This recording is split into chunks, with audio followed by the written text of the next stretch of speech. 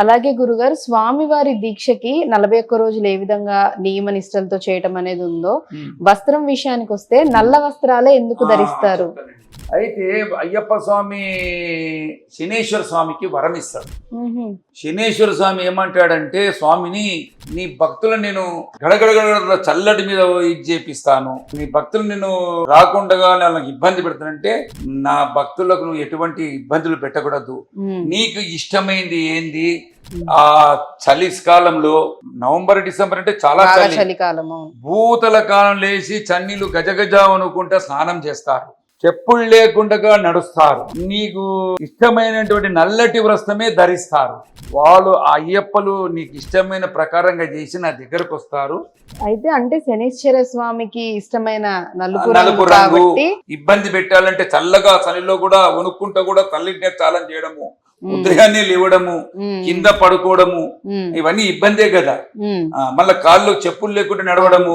నా భక్తుడు ప్రతి భక్తుడు కష్టము పడే నా మాల ధరించుకొని నా వ్రతము చేసి నా దగ్గరకు వస్తాడు. అటువంటి వాళ్ళు మీరు ఇవ్వని పీడించొద్దు, బాధించొద్దు అంటే వరం తీసుకుంటే. ఇరుముడికి సంబంధించి అసలు ఇరుముడి ఏ విధంగా కట్టడం జరుగుతుంది, దాని విశిష్టత గురించి కూడా వివరిస్తారా?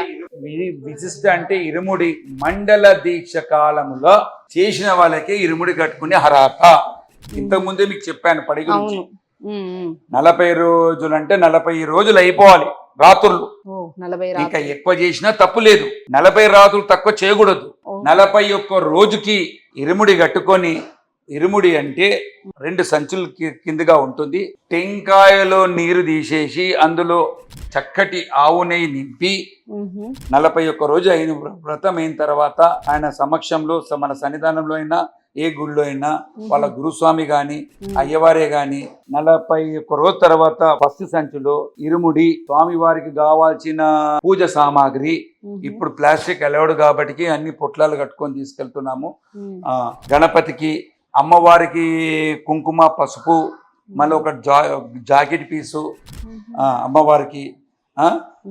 సో మన స్వామివారికి మెయిన్ కావాల్సింది ఆయనకు అభిషేకం. టెంకాయ తీసుకొచ్చిందో ఆవు నెయ్యితో తీసుకొచ్చింది అభిషేకం ఫస్ట్.